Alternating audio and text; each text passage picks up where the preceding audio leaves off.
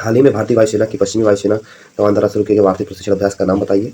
तो उसका नाम है त्रिशूल। क्या नाम है? त्रिशूल नाम है। मेनम वन्यजीव अभयारण्य किस भारत के किस राज्य में है? तो है सिक्किम। मेनम वन्यजीव अभयारण्य सिक्किम में है।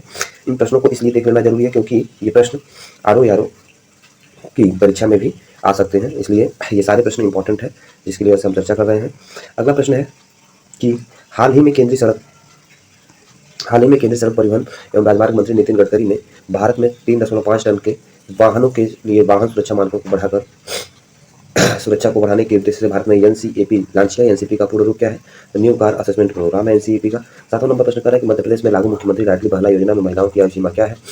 तो ये आवेदक की उम्र 21 वर्ष और 60 वर्ष, ठीक है, 21 और 60 वर्ष जो है। उसके बाद अगला प्रश्न है, और एक चीज, ये प्रश्नों के उत्तर जो है आयोग के द्वारा दिए गए उत्तर से कुछ भिन्न हो सकते हैं। आयोग जो देगा उसको मान लिया जाएगा। अभी हमने जो लगाया उसके बारे में हम बता रहे हैं। अगला प्रश्न कर रहा है, भारतीय संघ के प्रधानमंत्री और अन्य मंत्रियों की नियुक्ति भारत के संविधान के किस तहत राष्ट्रपति द्वारा की जाती है? तो अनुच्छेद 75 के द्वारा की जाती है।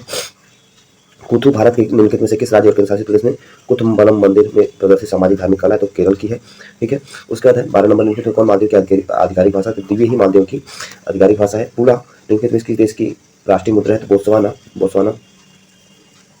फिर ठीक है, पेरुमदाई कोंगू बिली के लिए द्वारा लिखित महाकाव्य कृति है। यह निम्नलिखित की साहित्य से संबंधित है। ये दो में से किसी में से हो सकता है, तमिल का भी हो सकता है, तेलुगु का भी हो सकता है। आयोग जो देगा उसके बाद में किया जाएगा। उसके बाद अगला है, केंद्रीय भारतीय भाषा संस्थान का मुख्यालय निम्नलिखित में किस स्थान पे है? तो मैसूर कर्नाटक में है, ठीक है। तेलंगाना राज्य द्वारा पापमपेट गांव में स्थित रामप्पा मंदिर जिसे वर्ष 2021 में विश्व धरोहर घोषित किया गया था, उसका निर्माण निम्नलिखित में किस शासनकाल के द्वारा किया गया? तो काकतीय। ये सारे प्रश्न याद रखिएगा, आरओ में भी पूछ सकते हैं इनसे प्रश्न रिलेटेड, इसलिए हम प्रश्नों को देख रहे हैं, ठीक। भारत सरकार द्वारा वर्ष 1967 में निम्नलिखित में से किस वीरता पुरस्कार का नाम बदलकर शौर्य चक्र कर दिया गया था? तो वो अशोक चक्र कृति है, वो अशोक चक्र कृति है। फिर उसके बाद अगला प्रश्न रासायनिक हथियारों के निषेध संगठन में कितने सदस्य? 203 है, ठीक, 203 है। फिर आगे की तरफ बढ़ते हैं। एक पैराग्राफ दिया हुआ है जिसे पढ़ के अगले प्रश्नों को उत्तर देना है।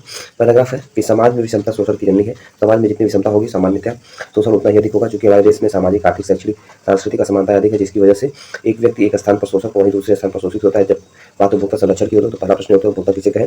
या तो उपभोक्ता की परिभाषा क्या है? सामान्यतः उस व्यक्ति या समृद्ध समूह को उपभोक्ता कहा जाता है जो सीधे तौर पर किन्हीं भी वस्तुओं और सेवाओं का उपयोग करते हैं। इस प्रकार सभी व्यक्ति किसी न किसी रूप से उपभोक्ता होते हैं, शोषण का शिकार होते हैं। हमारे देश में ऐसे अशिक्षित, सामाजिक, आर्थिक रूप से दुर्बल, असक्त लोगों की भीड़ है जो शहर की मलिन बस्तियों में फुटपाथ पर, सड़क एवं रेलवे लाइन किनारे, कंदों, नालों के किनारे झोंपड़ी डालकर किसी भी अन्य तरह से अपना जीवन यापन कर रहे हैं। वे दुनिया के सबसे बड़े प्रजातांत्रिक देशों में समाजोपयोगी ऊर्ध्वमुखी योजनाओं से वंचित हैं, जिन्हें आधुनिक सफेद पोषों, व्यापारियों, नौकरशाहों तथा कथित बुद्धिजीवी वर्ग ने मिलकर बांट लिया है। सही मायने में शोषण इन्हीं की देन है।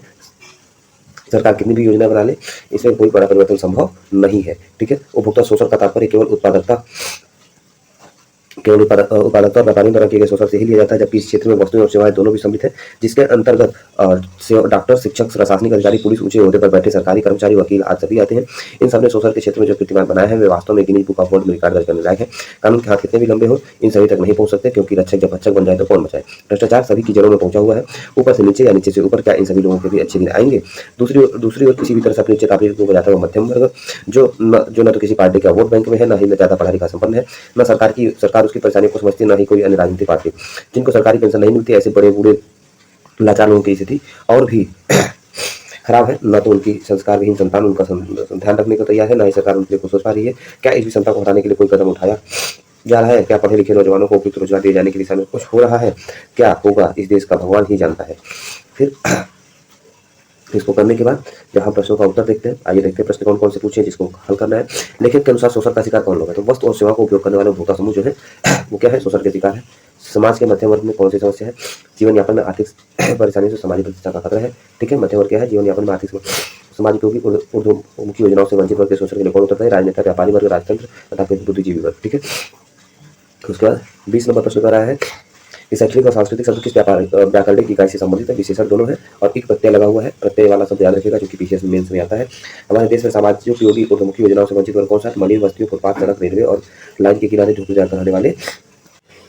अब हम अगला पैराग्राफ देखते हैं कि भारत प्राचीन संस्कृति का देश है। यहाँ दान पुण्य को जीवन मुक्ति का अनिवार्य माना जाता है। जब दान देने को धार्मिक कृत्य मान लिया जाए तो निश्चित तौर पर दान देने वाले होंगे। हमारे समाज में भिक्षावृत्ति की जिम्मेदारी समाज के धर्मात्मा, दयालु, सज्जन लोगों की। भारतीय समाज में दान देना और दान देना दोनों धर्म के अंग बन गए हैं, ठीक है। तो ये पूरा पैराग्राफ आप लोग पढ़िएगा। उसके बाद इसको दिए गए प्रश्न को हम देखते हैं। तो प्रश्न, दानपूर्व और जीवन मुक्ति कौन सा समास है? दानपूर्व और जीवन मुक्ति में तत्पुरुष और द्वंद्व समास है। खानदानी भिखारी कैसे होते हैं? तो जिन्हें भीख मांगने की जगह पुश्तैनी होती है, खानदानी भिखारी होते हैं। क्या भिक्षावृत्ति देश की समस्या है? क्या भिक्षावृत्ति देश की एक समस्या है? भिक्षावृत्ति देश की ज्वलंत समस्या है, क्योंकि जानबूझकर अपना व्यवसाय बना रहे हैं। ठीक है, अगला प्रश्न कह रहा है कि 27 दिए गए ग्राफ डेटा इंटरप्रिटेशन चार्ट है, इसको पढ़ना है। उसके बाद फिर बताना है कोलकाता, पटना, धनबाद, रांची, आसनसोल, गया में 6 जूते के स्टोर में 1000 रुपये को दिया जाता है। ठीक है, तो प्रश्न 27 नंबर का रहा है। 27 नंबर प्रश्न देखिएगा। 27 नंबर प्रश्न कर रहा है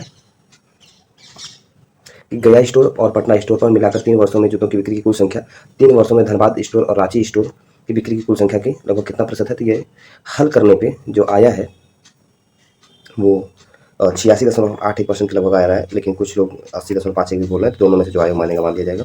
2021 में कोलकाता स्टोर, पटना स्टोर और धनबाद स्टोर पर जूतों की औसत बिक्री का कितना प्रतिशत? 2022 में रांची स्टोर, आसनसोल स्टोर, गया स्टोर पर जूतों की औसत बिक्री का है ये 129% है। कितना है? 129% है। ठीक है, अगला प्रश्न है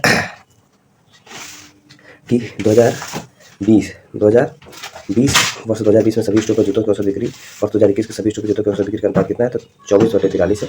3 वर्षों में पटना स्टोर पर, गया स्टोर पर, 3 वर्षों का आसनसोल स्टोर पर कितनी बिक्री है? 190/139 है। ठीक, 32 नंबर प्रश्न है कि यदि ABDRS एक साथ खोल दिया जाए तो टैंक भरने में लगने वाला अनुमानित समय क्या होगा? तो ये 6.67 मिनट है। मैथ के सवालों को आप लोग हल करिएगा। ठीक है, आप प्रश्न देख लीजिए। पाइप बी और पाइप सी द्वारा एक साथ टैंक भरने में लिया गया समय ABD 2.67 मिनट है। ये प्रश्न आरओ में नहीं आएगा, इस वजह से हम लोग देखने की जरूरत नहीं है। 34, 35, उसके बाद ये डेटा इंटरप्रिटेशन से संबंधित प्रश्न है। सबके गोले कर दिए गए हैं जो सही है। ठीक, आप लोग देख के हल कर लीजिएगा, क्योंकि ये आरओ में नहीं आएंगे, इस वजह से इनको हम बहुत ज़्यादा टाइम नहीं स्पेंड करना चाहते हैं। अगला है कि ध्यानपूर्वक चार्ट को पढ़ना है। तो ये हम लोग 47 नंबर प्रश्न से आगे देखते हैं। महावीर स्वामी को जिन के नाम से जाना जाता है। जिन का अर्थ है, जिनका अर्थ विजेता। जिनका अर्थ क्या? विजेता। जैसा कि अशोक के शिलालेखों में उल्लेख किया गया, मौर्य साम्राज्य राजधानी पाटलिपुत्र और 4 प्रांतीय केंद्रों में विभाजित थे। कौन राजनीतिक केंद्र नहीं था? तो वो इंद्रप्रस्थ नहीं था। कौन सा नहीं था? इंद्रप्रस्थ नहीं था, इंद्रप्रस्थ नहीं था। उसके बाद 51 नंबर कहा है कि निम्नलिखित किसने अपने सहयोग को महसूस करने के लिए प्रेरित किया था कि संविधान सभा भारत निर्मित या ब्रिटिश संविधान वगैरह तो कार्य करी थी, जैसा कि ब्रिटिश चाहते थे। इस पर काम किया गया तो थे सोमनाथ लाहिड़ी। कौन थे? सोमनाथ लाहिड़ी थे। अगला प्रश्न है ऋग्वेद में विश्वामित्र नाम ऋषि ने किन 2 नदियों के बीच संवाद है? व्यास और सतलुज के बीच में है। शिवाजी की मृत्यु के बाद मराठा साम्राज्य पर राज प्रभावी शक्ति चित्पावन ब्राह्मणों के एक परिवार के पास थी, जिसने शिवाजी के उत्तराधिकारी को पेशवा के रूप में सेवा दी। कौन सा शहर मराठा साम्राज्य की राजधानी बन गया था? तो पूरा। ठीक है, चित्तरंजन दास और मोतीलाल नेहरू ने परिषद की राजनीति वापसी की बहस करने के लिए कांग्रेस के भीतर किस राजनीतिक दल का गठन किया था? तो थी स्वराज पार्टी। ठीक है, 1722 में सवाई जयसिंह को दी गई थी, तो आगरा की सूबेदारी जयसिंह को दी गई थी। उसके बाद अगला प्रश्न 54 नंबर, निम्नलिखित में से कौन खुदाई खेतवादार का संस्थापक है जिसे बादशाह खान के नाम से जानते थे? खान अब्दुल गफ्फार खान थे।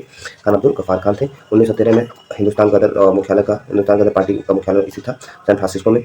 शीत ऋतु की शुरुआत में तमिलनाडु में जो वर्षा होती है उसका वर्षा का क्या कारण है? तो उत्तर पूर्वी वर्षा का मानसून है। राजस्थान के जालौर जिले में किस प्रकार का ग्रेनाइट पाया जाता है? तो रोजी पिंक कलर का ग्रेनाइट पाया जाता है। ठीक है, सिरुई या कुमुदनी भारत के किस राज्य में पाई जाती है? तो सिरुई या कुमुदनी भारत के मणिपुर राज्य में पाई जाती है। उसके बाद पुर्तगाली द्वारा निर्मित बंदिल चंद्र भारत के किस केंद्र शासित प्रदेश में है? तो वो केंद्र शासित प्रदेश या राज्य में है, तो वह है पश्चिम बंगाल में। कांग्रेस का अधिवेशन कहाँ पर हुआ था जिसमें महात्मा गांधी ने अन्य नेताओं को खिलाफत के साथ स्वराज का समर्थन करने के लिए असहयोग शुरू करने का प्रयास किया था? तो वो कलकत्ता अधिवेशन। उड़िया पठार वो है उड़िया प्रसाद राजस्थान में है। उड़िया पठार कहाँ पे है? राजस्थान में है। अगला है कि 62 नंबर का निम्नलिखित में से कौन सा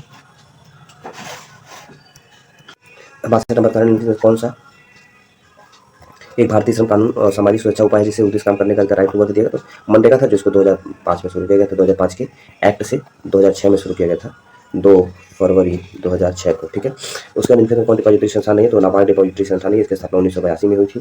नाबार्ड की स्थापना 1982 में हुई थी। फिर 63 नंबर प्रश्न स्वर्ण क्रांति भारत के निम्नलिखित में से किसी क्षेत्र के विकास के लिए जिम्मेदार है? तो बागवानी के लिए स्वर्ण क्रांति थी, गोल्डन रेवोल्यूशन। भारतीय स्वतंत्रता अधिनियम 1947 में पारित हो जाने के बाद भारत एक गणराज्य बन गया था। अधिराज्य विधानमंडल ने भारत सरकार के अधिनियम 1935 की धारा के प्रावधानों को था, तो 100 या 101 में से कोई धारा हो सकती है। ठीक है, फिर एक व्यक्ति जो संसद के सदस्य नहीं है उसे राष्ट्रपति अधिकतम कितने महीने तक मंत्री के रूप में नियुक्त किया जा सकता है? तो 6 महीने तक नियुक्त किया जा सकता है। ठीक है, फिर उसके बाद है गन्ने के उचित और लाभकारी मूल्य। की घोषणा मंजूरी कौन देता है? तो कैबिनेट आर्थिक मामलों की समिति होती है। फिर बीमा विनियामक और विकास प्राधिकरण इरडा, इरडा का मुख्यालय कहाँ है? वो है हैदराबाद में।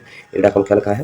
हैदराबाद में। पंचायती राज संस्थाओं के अस्तित्व के लिए भारत सरकार द्वारा 73वां और 74वां संविधान संशोधन अधिनियम पारित किया गया था। वो कब पारित किया गया था? दिसंबर 1992 में। वर्ष 1928 में मोतीलाल नेहरू समिति द्वारा निम्नलिखित में से कौन सा अधिनियम विधेयक प्रस्तावित किया गया था? तो अधिकारों का राइट टू बिल था। मिल्क ऑफ मैग्नीशिया किसे कहा जाता है? सोल को कहा जाता है। निम्नलिखित में से कौन सा कार्बनिक यौगिक मानव शरीर में प्रोटोप्लाज्म को जमा देता है? तो वो है मेथेनॉल। ठीक है, वो क्या है? मेथेनॉल। उसके बाद अगला प्रश्न है, उस उच्च न्यायालय का नाम बताइए जिसका क्षेत्राधिकार, उस उच्च न्यायालय का नाम बताइए जिसका क्षेत्राधिकार अंडमान निकोबार द्वीप समूह केंद्र शासित प्रदेश पर है। तो कौन सा उच्च न्यायालय है? कलकत्ता उच्च न्यायालय है। निम्नलिखित में से कौन सा सौरमंडल का एकमात्र बहुनग्रह है? तो सेरस है। कुछ लोग प्लूटो भी मान रहे हैं, कुछ लोग सेरस मान रहे हैं, जो आयुर्वेद का मान लीजिएगा। सौर यंत्र के समय निम्नलिखित में से कौन सा शनि है? तो यूपास से बना एक अंग है जो बृहस्पति और सातवां को जोड़ता है, सौर यंत्र। ठीक, उसके बाद इंग्लैंड न्यूजीलैंड वनडे मैच में हंसाने के कारण जो सवाल है इसमें हल करने पर 6 औसत जो आ रहा है वो आ रहा है 6.75। ठीक है। दिव्या अपने मासिक वेतन का 24% भोजन तो खर्च करती 15 बच्चे। तो ये रीजनिंग का जो सवाल है इसका आया था आंसर मैथ का 32,000 क्लब आया था, 32,000 या 32,500 जो भी दोनों में से कोई एक सही हो सकता है। अगला है होनहार बीमार को हो चीखने पास व्यक्ति का सही उत्तर है। होनहार व्यक्ति को बचपन से ही दिखाई दे जाती है। ठीक है। निम्नलिखित को आरोही क्रम में सजाना था, तो आरोही क्रम में सजाने के लिए जब आप भाग दे लेंगे तो इस पर ऑप्शन जो आएगा वो सी आएगा 9/13, 11/17, 5/8। ठीक है। इसका वर्गमूल निकालने पर 10.34 आएगा और इसकी वैल्यू जो है वो आई थी 10। वैल्यू क्या आई थी? 10। फिर अगला प्रश्न है कौन सभी विकल्प पुलिंग है? तो कौन सा है सभी विकल्प पुलिंग है? प्लेटफॉर्म, प्राधिकरण और गिरोह का। प्लेटफॉर्म, प्राधिकरण और गिरोह सभी क्या है? पुलिंग है। निम्नलिखित में से कौन सा विकल्प शुद्ध वाक्य है? रमा ने अपने भाई को पुस्तक पढ़ने को कहा, ये वाक्य शुद्ध है। कलम के जादूगर, कलम के जादूगर किसे कहा जाता है? रामवृक्ष बेनीपुरी को कहा जाता है। किसे कहा जाता है? रामवृक्ष बेनीपुरी को। ठीक है। बिछुआ नेटवर्क के पत्ते चुभने वाले बालों में कौन सा होता है? तो मेथेनोइक एसिड होता है। क्या होता है? Methanoic acid. बिछुआ तो बालों को चुभने बालों में निम्नलिखित कौन सा अम्ल होता है? मेथेनोइक होता है।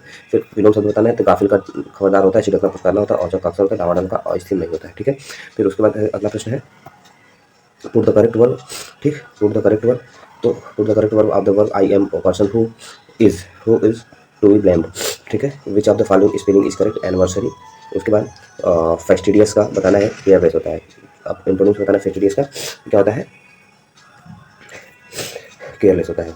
90 नंबर का प्रश्न कर रहा है कि पैराग्राफ को पढ़ने के बाद northern India plains are rich, तो LOL डिपॉजिट और world highest peaks of the located in Himalaya range. ठीक है। उसके बाद जो प्रश्न है संख्याओं को सही क्रम में करना है, तो कौन सा गलत क्रम है? तो वो 634 गलत क्रम है। 17 जून 1998 को कौन सा सप्ताह था? तो बुधवार है। ठीक है। फिर उसके बाद ए और बी ये मार्क्स जब हल करेंगे तो ये जो ऑप्शन सही होगा हम लोगों का ये वाला सही होगा, P - M + N + Q × Q, और ये पूर्ण भाषा। 95 नंबर प्रश्न है। 95 नंबर प्रश्न हम देखते हैं। 95 नंबर प्रश्न का जो आंसर होगा वो होगा 58। ठीक है। फिर उसके बाद हम देखते हैं भारतीय गोल्फर शुभंकर शर्मा